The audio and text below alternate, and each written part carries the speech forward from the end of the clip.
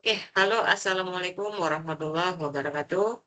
Selamat datang di web yang keempat, web terakhir kita pada perkuliahan mata kuliah berpraktik algoritma dan pemrograman di kelas 40 ini. Senang rasanya saya Bapak Ibu membersamai kegiatan aktivitas web Bapak Ibu eh, di semester ini. Harapannya nanti semoga semua yang mengikuti kelas ini dapat hasil yang memuaskan sehingga tidak mengulang lagi pada mata kuliah ini nantinya.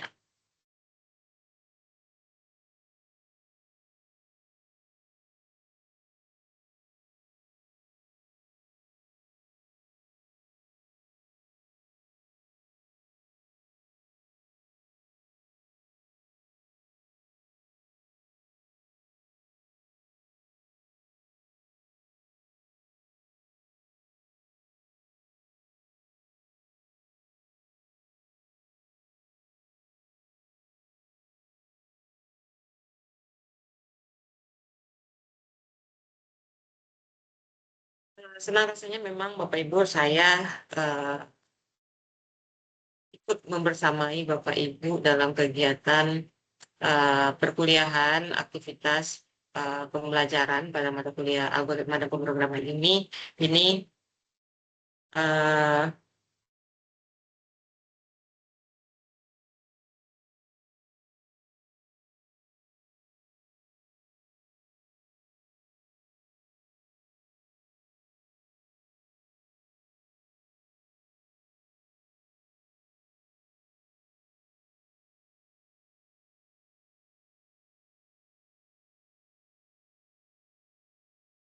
oke, Bapak Ibu, di web yang keempat ini kita nanti akan membicarakan materi ya, materi dari web 3 kemarin, lanjutan dari web 3 yang kemarin. Serta nanti di akhir saya akan coba sedikit mendemonstrasikan bagaimana jawabannya dari latihan yang, sorry, tes yang ketiga Bapak Ibu. Ini masih punya waktu 1 minggu lagi Bapak Ibu untuk menyelesaikannya atau 1 hari lagi saya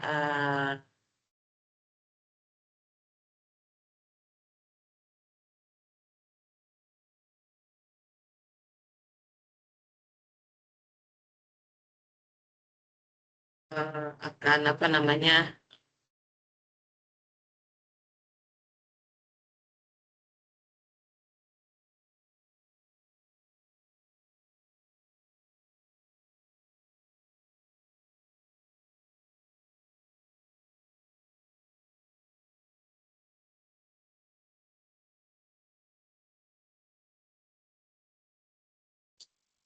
tadi Bapak Ibu ada sedikit ini. Oke, sampai menit ketiga ya, masih belum ada yang join tapi nggak jadi masalah. Semoga nanti seiring dengan berjalannya kegiatan web yang keempat ini kita bisa eh, Bapak Ibu ada yang hadir lah seperti itu. Oke, saya akan coba buka dulu materi kita.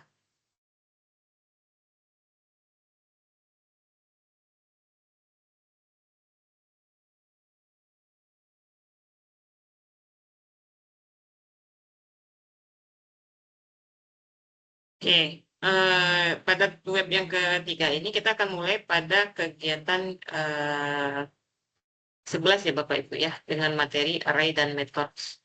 Nah, jadi kita akan berbicara mengenai apa itu yang dimaksud dengan array, apa manfaatnya di dalam jaringan dan penggunaannya, serta bagaimana apa namanya mengimplementasi dalam suatu studi kasus seperti itu. Array ini kalau secara definisi ini merupakan apa ya objek yang digunakan untuk menyimpan sejumlah data.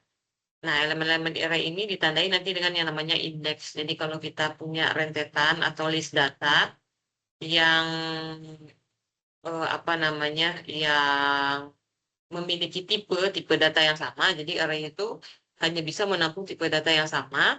Nanti list itu akan kita wakili dengan yang namanya indeks. Nah, sesimpel misalnya kita punya deretan nih, deretan nilai mahasiswa misalnya, ada 10. Nah, jadi list pertama itu akan diinisiasi dengan indeks ke 0. Data yang kedua diinisiasi dengan indeks yang ke-1.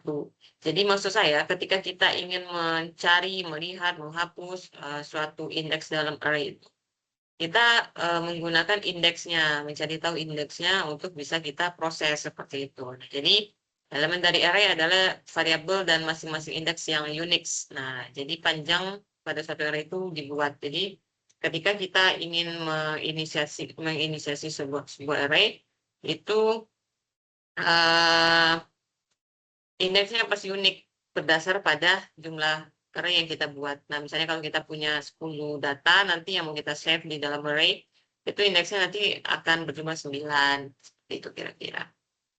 Apa yang menjadi poin penting dari array itu, gini Bapak Ibu. Dia dialokasikan secara dinamis. Dinamis ini maksudnya adalah bisa berdasar kepada kebutuhan. Jadi tidak statis. Ya. Pada Java, array ini objek.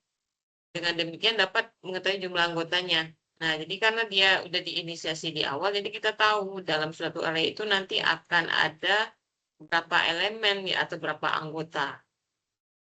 Nah, variabel array itu dideklarasikan seperti variabel lain dengan menyebut nama array, terus tipe data. Nah, gitu. Seperti yang saya bilang di awal, bahwasanya array ini kan hanya bisa menampung tipe data yang sama ya. Nah, jadi tipe data yang sama itu nanti di apa namanya ditulis panjangnya berapa. Panjang di sini adalah menginisiasikan berapa jumlah array nanti yang mau disimpan di dalam array tersebut. Nah, ini Bapak Ibu, indeks ini tadi dimulai dari 0. Jadi kalau misalnya kita punya data 10, indeks terakhir itu kalau kita mau ambil data terakhir itu ada di indeks yang ke-9 gitu.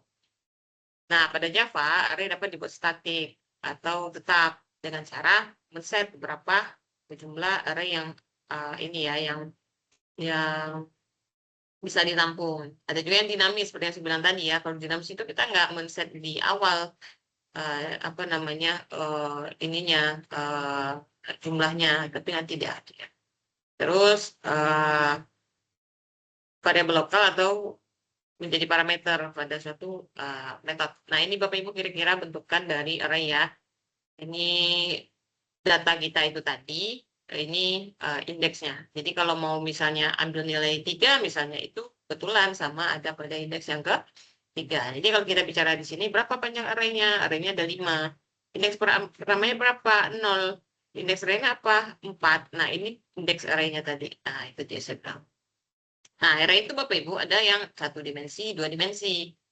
Kalau 1 dimensi itu dia hanya kalau dia apa ya hanya terdiri dari satu line data itu satu baris. Nah, jadi kalau mau ambil data itu cukup dengan menentukan uh, indeks keberapanya ya. Nah, ini contohnya ini string stars. Nah, ini yang bentuk dinamis tadi Bapak Ibu.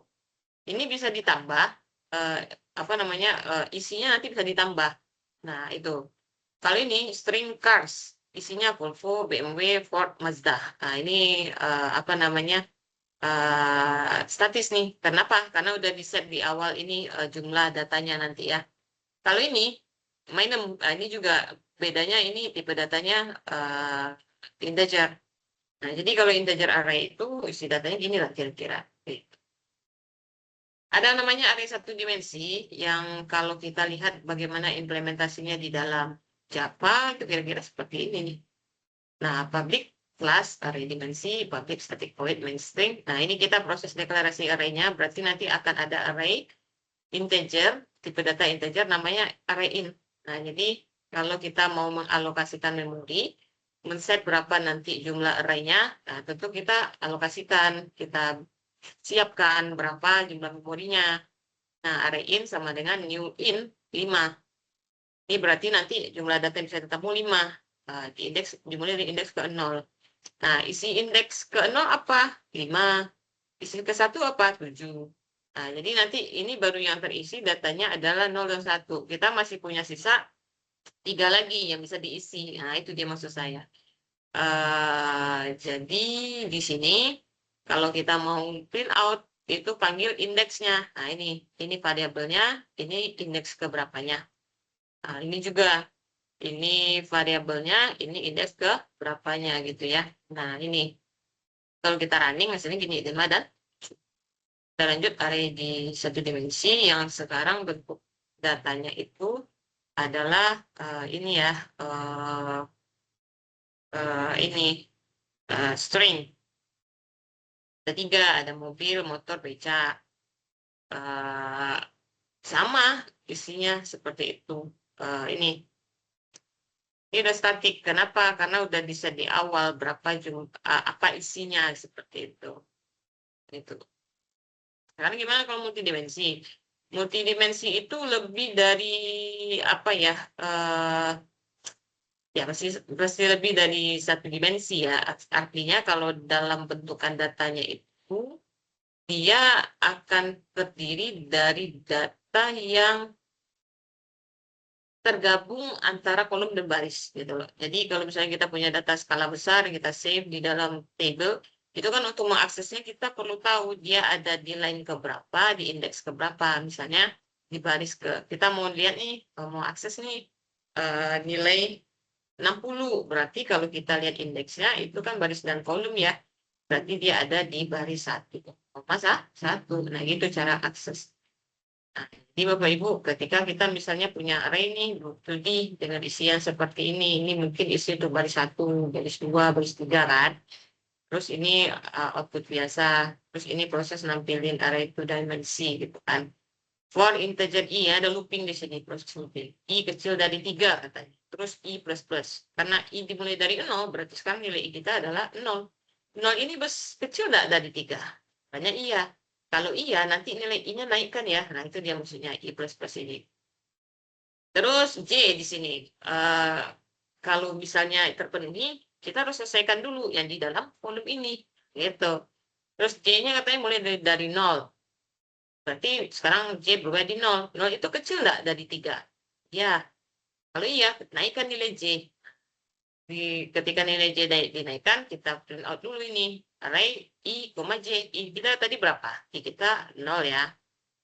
Karena belum pindah, karena masih di loopingnya ke 0 ya. 0. J kita berapa? Juga 0. Nah, cari data yang ada pada baris ke 0, kolom ke 0. Baris ke 0, kolom ke 0 kan ada di 2. Berarti nanti data pertama ditampilkan buat sini ya. Terus kita lanjut. Katanya kan ini sistem out berarti enter kan. Nah, kita lanjut. Sekarang masih di sini. Kita tanya dulu, masih looping sini. Karena loopingnya di dalam kurung si for ini belum selesai. Tanya dulu.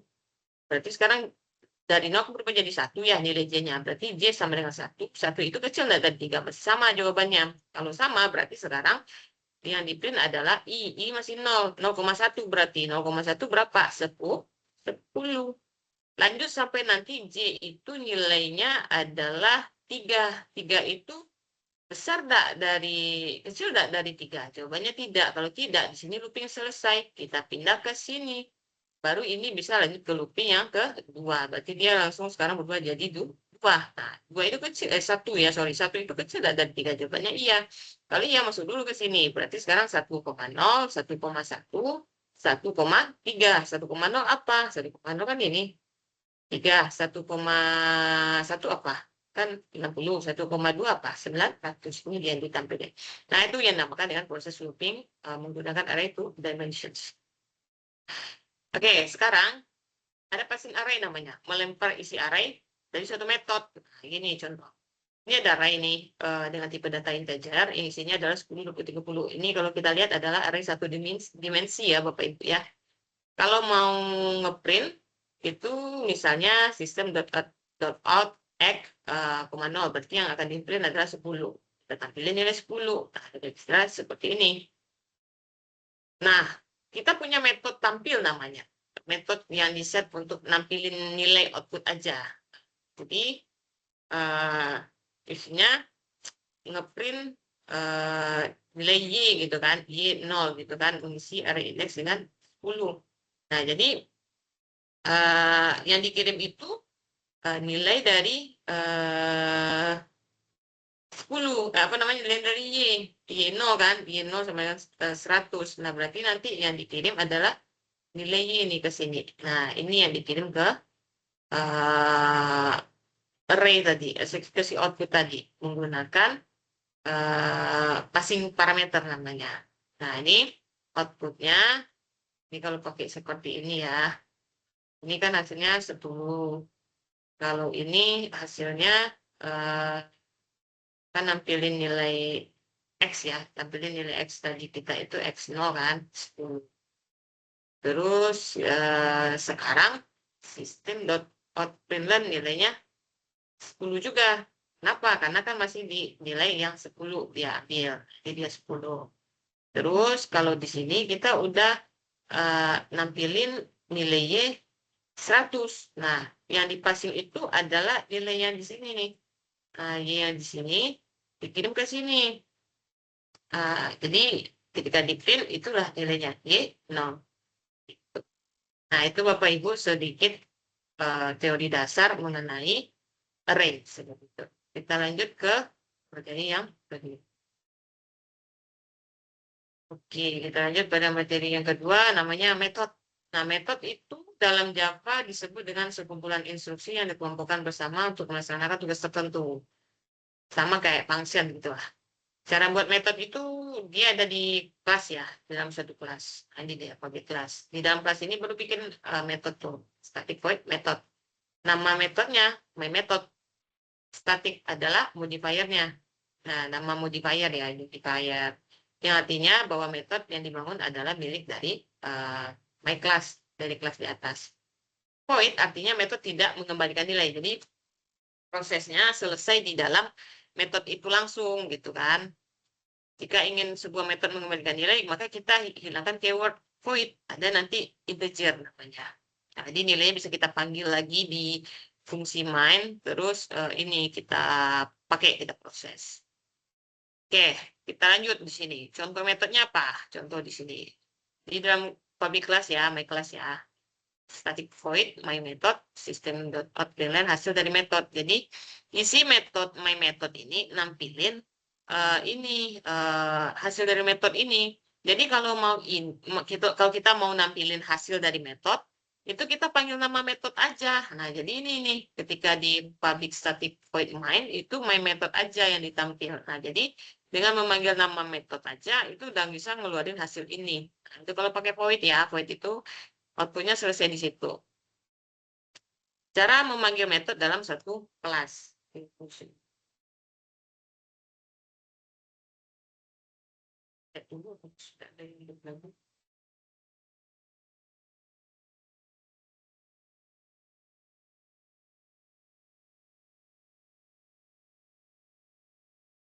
Nah, ini coba kita stop sharing dulu. Nah, ini cara memanggil metode dalam satu kelas. Cara memanggil metode satu kelas itu cukup manggil ini apa namanya nama metode dan diikuti dengan tanda kurungnya. Terus contoh ini seperti yang saya bilang tadi. Nih, berarti di dalam apa namanya dalam kelas ini kita mau panggil my method. Jadi yang tampilan adalah hasil dari my method ini. Terus memanggil metode tidak mengembalikan nilai. Ini gini Bapak Ibu, apa namanya? Kita punya metode untuk apa namanya mencari nilai genap, misalnya. Mencari nilai ganjil genap lagi, terus cari nilai ganjil genap lagi. Ada metode yang namanya cari nilai ganjil genap. Dua ini adalah nilai yang dikirim. Nah, nilai yang akan dikirim ke metode cari nilai ganjil genap kita itu. Nah, karena kita pakai metode dengan fungsi void, void itu kan tidak ada nilai yang dikirim ke luar lagi. Dia cukup selesai di metodenya saja. Nah, berarti nilai 2 ini akan dikirim ke tempat di mana metode ini dibuat. My method ini dibuat gitu loh. Contoh kan di sini ini dia berarti manggil metode cari nilai ganjil genap yang parameter dikirimnya ada dua. Kenapa butuh 2? Karena di dalam metode itu dia meminta nilai meminta sebuah nilai yang diwakili dengan variabel nilai namanya. Variabel nilai dengan kata integer. Oleh karena itu dia harus punya nilai yang diproses gitu. Nah, jadi ini 2 ini dikirim ke nilai ini. Nah, berarti sekarang nilai berubah jadi nilai dibagi 2. Nah, berarti tadi nilai kita berapa? 2 kan? 2 bagi 2 berapa? 0. Nah, 2 bagi 2, 1 ya. Oke, 1 kan? Jika nilainya 1 misalnya, apa namanya, berarti dia ganjil. Jika genap dia, jika tidak nilainya genap.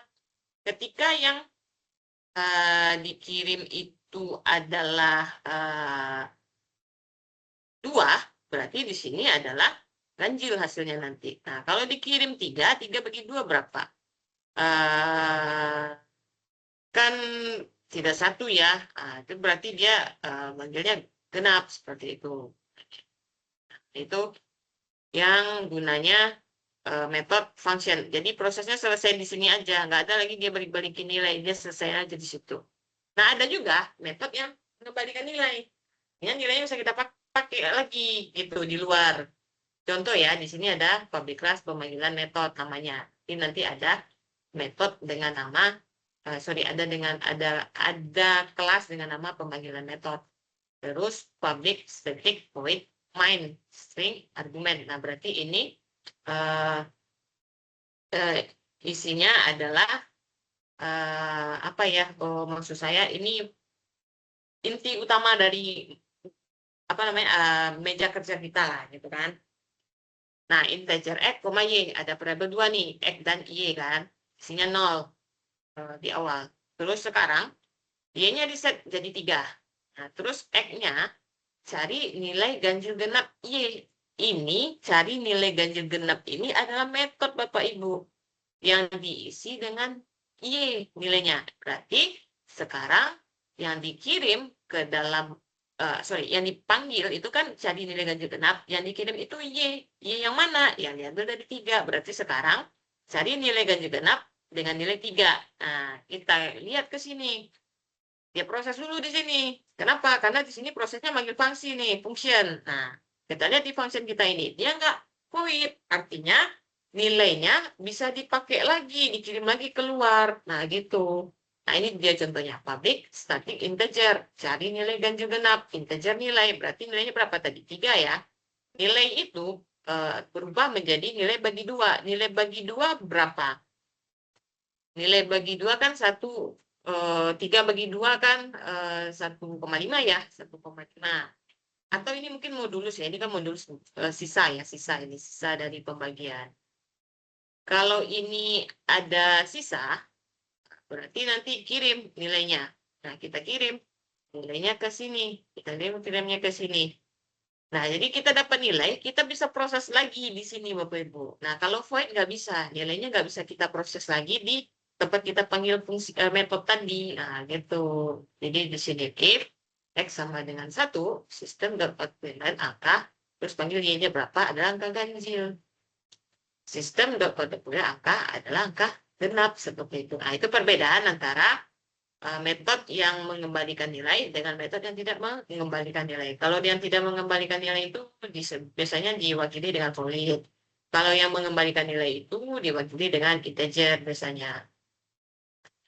Nah, ini coba kita lihat bagaimana salah satu proses membuat metode yang mengembalikan nilai. Nah, ini area kerja kita ya Bapak Ibu ya, area kerja utama kita nih, kerja utama.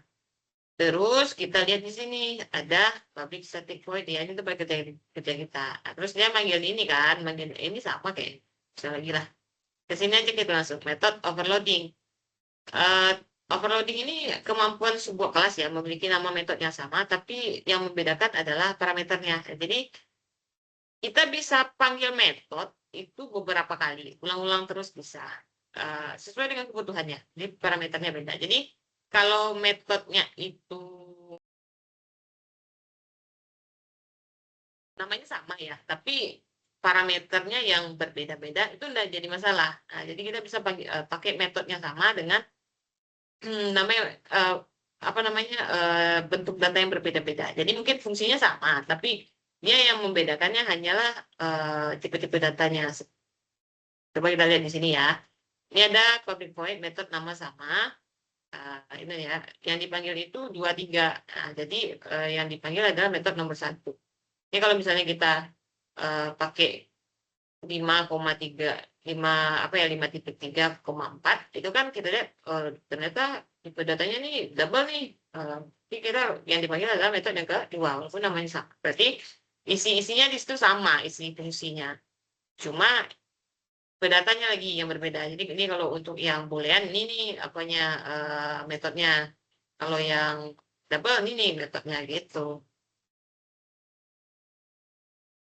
Nah, ini dia misalnya kita punya mau panggil apa namanya ada metode ya void ya eh, cari luas 5,2,3 berarti dipanggil apa namanya metode cari luas tidak ada di sini metode cari luas itu ada di sini public static double ini dia nama metodenya.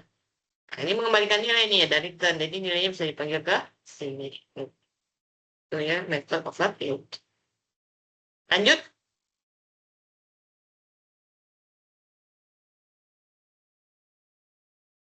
Oke, kita lanjut ke eksepsi.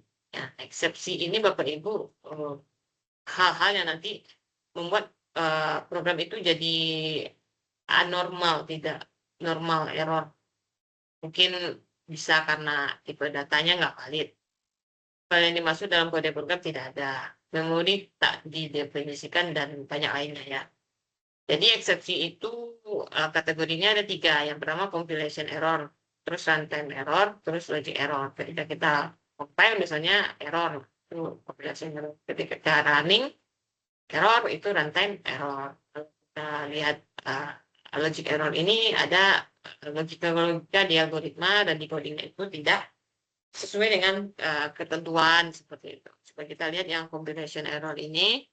Compilation error ini error yang terjadi pada saat program dikompilasi. Nah, jadi misalnya ada karena kesalahan sintak, kesalahan semantik, secara logiat tidak bisa dapat dikerjakan, ada cascading, ada mungkin nanti statement-statement yang ambigu lah. Terus ada eksepsi di sini yang sifatnya kategori error, compilation error ya. Ya jadi kesalahan sintak itu misalnya gini, apa yang menjadi kekurangannya di sini nih? Ini tidak ada titik koma di terakhirnya karena memang statement-statement di dalam Java itu harus ditutup dengan titik koma. Kesalahan semantik ini contohnya gini, ada ini nih, ada A, B, C. Terus ada C, A kali B. Langsung aja minta cetak nilai C. Apa nih Bapak Ibu yang jadi kesalahan?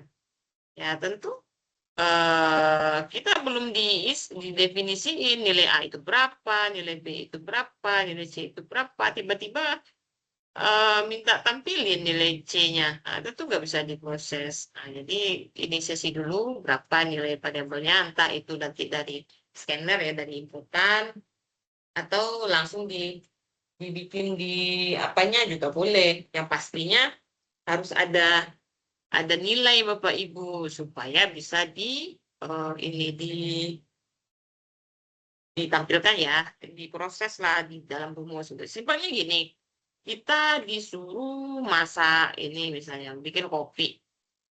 Cuma dikasih tahap-tahapannya aja. Masukin gula, masukin kopi, terus air hangat.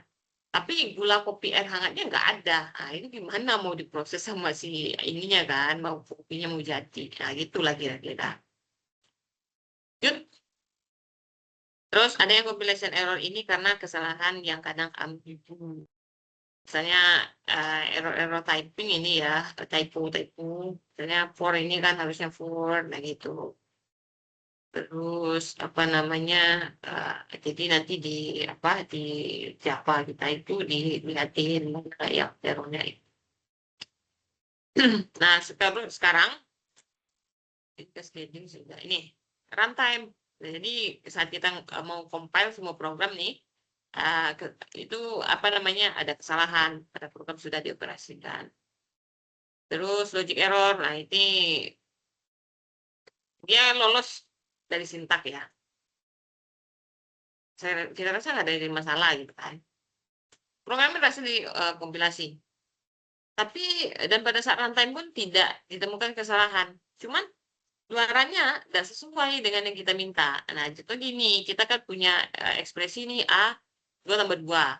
Harusnya kan menghasilkan 4, tapi keluarannya bukan 4. Nah, jadi karena ada yang namanya proses try catch. Try catch ini alternatif untuk mencari tahu. Sorry, kita nge-skip ya. Nah, ini.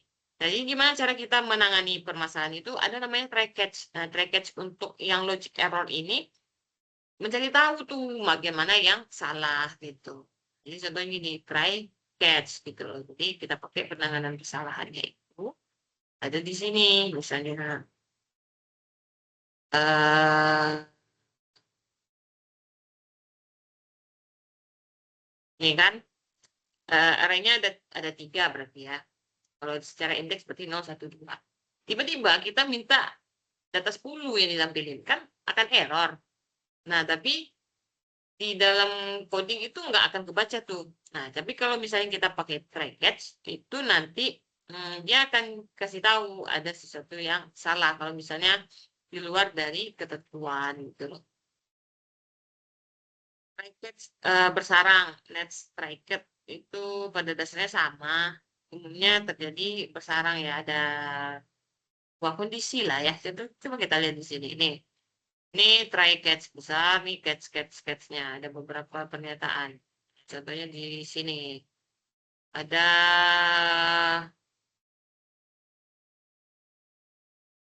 variabel array ya.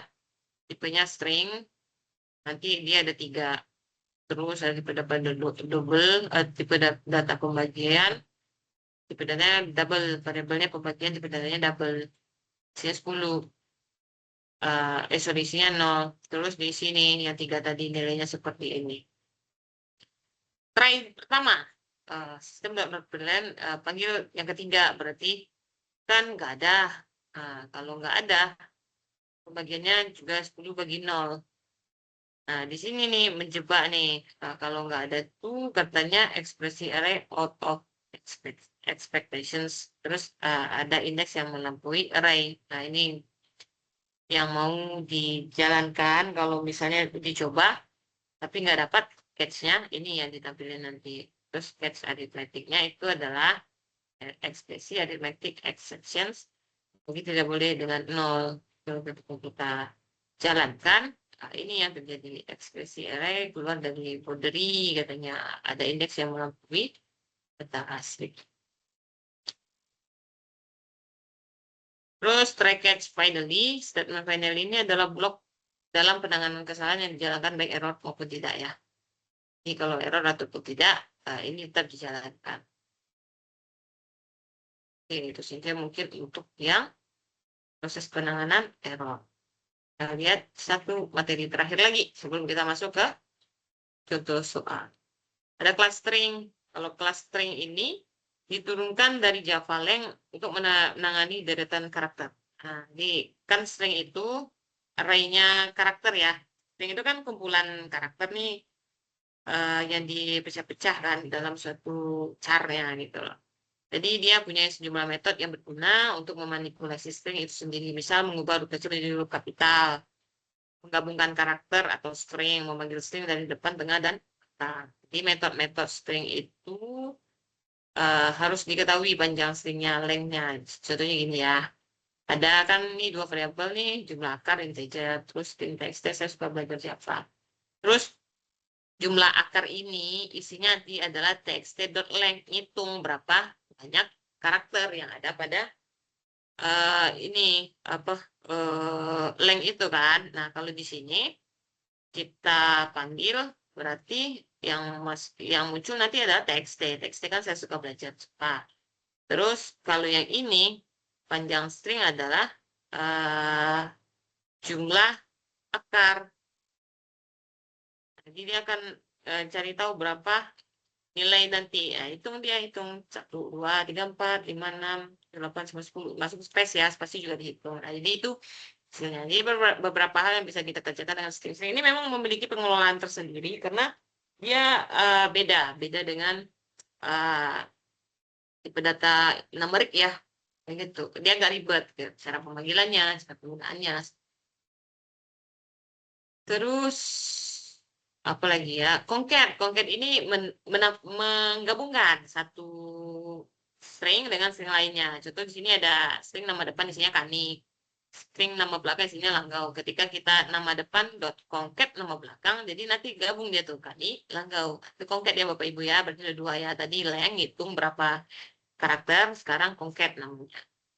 Terus metode-metode yang ada pada string itu eh char namanya. Jadi mengambil satu karakter dalam satu string. Jadi char integer index. Misalnya ini kita kan punya string x nih isinya halo Java seru. Nah, char satu isinya nanti string x dot char 5. Nanti dia ngambil karakter yang kelima. Nah, berarti nanti J aja yang tampil ke sini.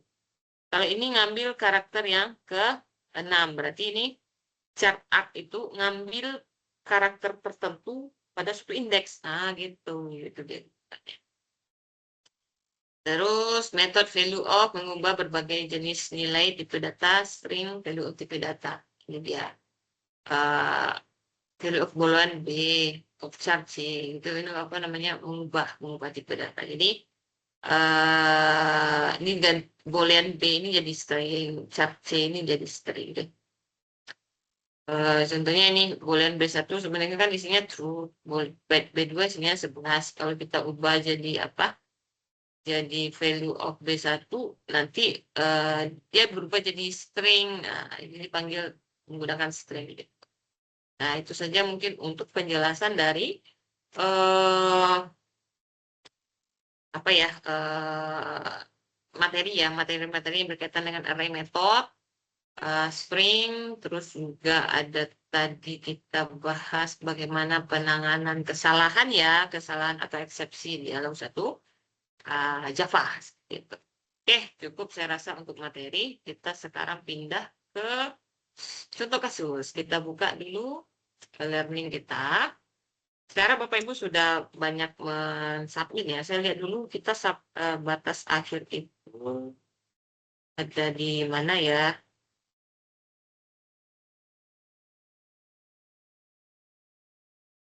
Eh, saya lihat tugas yang ketiga itu deadline-nya 15 Juni Bapak Ibu. Cukup lumayan jauh, masih lama. Jadi setelah ini nanti kalau misalnya masih ada yang keliru, tugasnya itu masih bisa diperbaiki. Nah, itu saya masih yang sudah upload udah saya nilai, tapi masih ada yang belum karena mungkin uploadnya di luar dari saya jadwal nilai itu. Jadi nanti mungkin masuk ke jadwal selanjutnya saya nilai ya. Terus tiga itu saya lihat dulu berapa orang yang udah submit. Ada tiga 8 ya. Saya udah nilai 5 nih, sisa 3. Ibu punya waktunya lama. Nah, ini Bapak Ibu, tugas yang ketiga itu sebenarnya lanjutan dari tugas yang pertama. Kalau tugas pertama itu kan kita memprosesnya eh, berdasarkan ini aja kan, berdasarkan eh, ya logika biasa kan seperti itu. Kalau pas tugas yang kedua, saya lupa, casenya masih sama, tapi coba saya buka lagi dulu aja ya. Saya penasaran, yang tugas kedua itu. Ya kasusnya sama, mana ya? Terus yang kedua ada di sini. Nah, golong ininya sama, tapi sekarang itu pakai ini ada kasus di situ. Maksud saya ada kondisi. Kalau misalnya A, kemudian satu, nah kan itu ada kondisi. Kita lihat lagi ya. Belajar cepat. Oh ya, yang pertama itu kan bikin flowchart-nya ya, harus ingat. Kita diminta bikin algoritma flowchart-nya. Kalau yang kedua itu bikin codingnya secara logika yang tiga ya, ada sequential, percabangan, dan perulangan. Yang ketiga baru pakai array gitu. Coba kita buka lagi tugas kita yang kita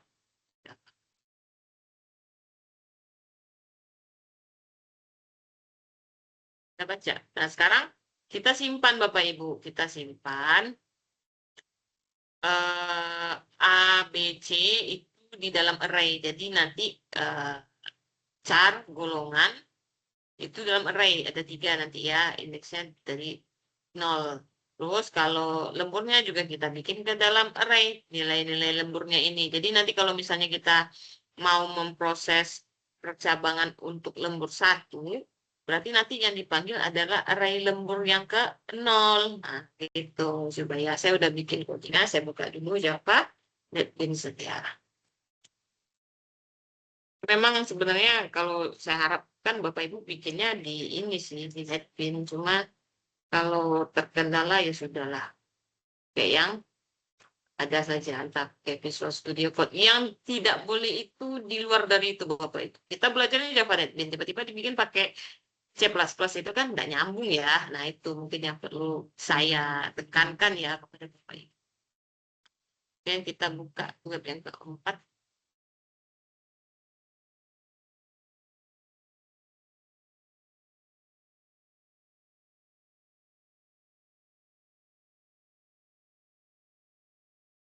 Nah ini. Oke ini ya. Saya ini dulu. Hasilnya outputnya sama aja Bapak Ibu. Sama aja. Cuma sekarang kita memproses nilai lembur sama golongan itu dari array. Nah, gitu. Supaya lihat aja dulu. Nanti tadinya saya close lagi aja. Oke, Bapak Ibu, seperti biasa kita harus deklarasi sama golongan. Cuma sekarang golongan itu disimpan uh, di dalam array Bapak Ibu ya.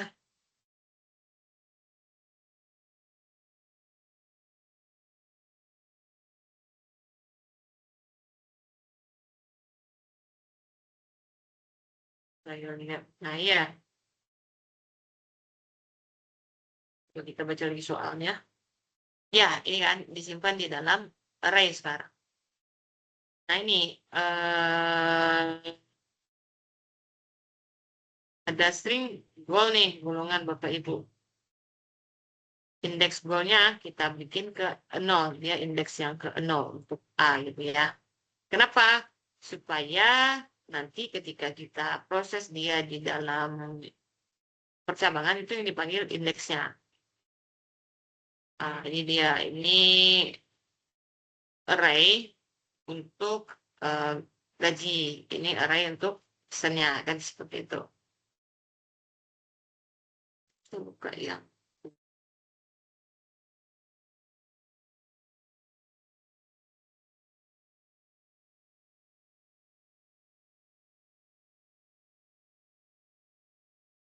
nah, gitu ya. Oke, ini sekarang sudah dalam array. Nah, ini label biasa, ini perintah masukin golongan.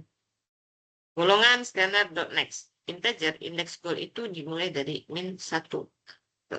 Jadi kalau goal.a itu indeksnya adalah 0. Kalau B itu indeksnya 1. C indeksnya 2. Jadi ketika kita panggil gaji itu, gaji array kita panggil berdasarkan indeks. Nah, ini kalau misalnya dia golongannya A, itu berarti indeksnya 0. Berarti indeks yang ke 0 dipanggil di sini. Terus kita print gajinya. Kita print gajinya di sini Bapak Ibu. Gajinya tentu berdasarkan di sini. Nah, kita lihat. Kan goal 1 tadi berdasarkan gaji ya. Kalau gaji 1 berarti ke sini dia ke nah ini 0, di 1, di 2 kan gitu. Berarti kalau A kan 0 berarti 5 juta. Ini berarti ada gajinya 5 juta. Itu nanti prosesnya. System.out gaji pokok, gaji, panggil gajinya tadi, nampilin gaji di sini. Terus masukin jumlah lembur. Lembur ini inputan. Nah, jadi kalau dia input 1, persen lemburnya ambil yang 0. Mana persen lembur yang 0? Berarti 30. Nah, 30 ini nanti dipakai buat proses di sini. Nah, ini dia 30 per 100 kali lemburnya berapa. Terus baru kita print out dalamnya di sini. Terus itu baru kita jumlahkan berapa jumlah gajinya. Ini ketika kita running, nah ini tampilannya kira-kira. Sama, dia minta kita masukin juga berapa. Pokok A kan 5 juta. Terus masukin lembur dan 2. Ya, Ini, nah ini pakai format ya Bapak Ibu ya, pakai format versi 2F ya. Eh, hasilnya enggak banyak.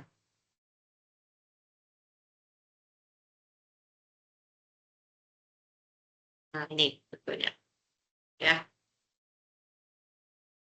Nah itu saja mungkin yang bisa saya sampaikan terkait web yang ketiga. Jadi nanti di web ketiga itu jawaban Bapak Ibu tuh cukup asal sudah diaraikan sesuai dengan soal. Terus nanti outputnya ini ketika masukin golongan ya Bapak Ibu itu nampil di bawahnya gajinya dulu. Sehingga kita tahu oh bahwasanya B ini 6.500.000. Terus kita masukkan jumlah lemburnya misalnya 2, gaji lemburnya 20.800.000 misalnya misalnya hasil lemburnya gitu kan. Terus nanti baru kita jumlahin antara gaji pokok ditambah dengan gaji lembur. Jadi terlihat move-nya seperti itu. Kalau bisa yang di screenshot itu hasil dari kerja ini Bapak Ibu. Jangan di screenshot, jangan di copy. Kalau Bapak Ibu copy, saya nggak bisa lihat apakah itu hasil kopas juga misalnya. Atau ya walaupun Bapak Ibu ngopas dari sini ya, cuman lebih afdol rasanya Bapak Ibu nge-screenshot aja ini gitu kan. Ini aja yang di screenshot. Itu saja mungkin yang dapat saya sampaikan pada web yang ketiga ini. Harapannya Bapak Ibu mengerjakan semua sehingga hasilnya maksimal ya. Jadi tugas itu Bapak Ibu sangat mempengaruhi itu, mempengaruhi hasil web Bapak Ibu. Web ini kan mengambil andil besar juga nanti sebagai nilai akhir. Oleh karenanya silakan Bapak Ibu serius dan benar-benar mengerjakan seperti itu harapannya, gitu ya. Oke, walaupun sampai sekarang belum ada yang join, itu nggak jadi masalah lah ya. Semoga nanti ini saya akan sematkan di aktivitas belajar yang keberapa ya, coba saya hitung dulu. Kalau salah di,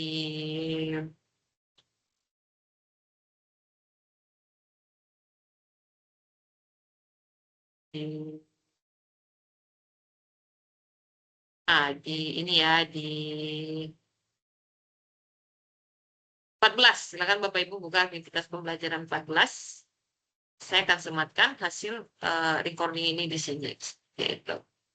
Baik Bapak Ibu, terima kasih untuk kehadirannya. Maksud saya untuk perhatiannya nanti kalau misalnya memang sudah melihat video ini sampai sini, saya ucapkan terima kasih dan semoga bisa dijadikan pedoman dalam mengerjakan tugas yang keempat. Sorry, yang ketiga. Jadi Bapak Ibu memang eh, harapannya sih ada sih Bapak Ibu di web ini karena saya udah share informasinya jauh hari ya, beda dengan web yang kemarin. Web yang kemarin itu memang saya agak sedikit eh, cepat sehingga mungkin Bapak Ibu ada yang belum baca infonya. Tapi nggak jadi masalah, silakan saja ini nanti ditonton kembali hasil recording dari web yang ketiga ini. Gitu. Baiklah Bapak Ibu, saya selesaikan web yang ketiga ini. Lagi ya mau saya sampaikan ya waktu summit masih lama kalau misalnya ada tugas yang belum sesuai dengan yang saya sampaikan dengan yang saya demokan itu bisa di ini ya bisa diulang kembali lagi aja itu itu saja sih mungkin untuk web yang ketiga saya tutup dengan mengucapkan Assalamualaikum warahmatullahi wabarakatuh.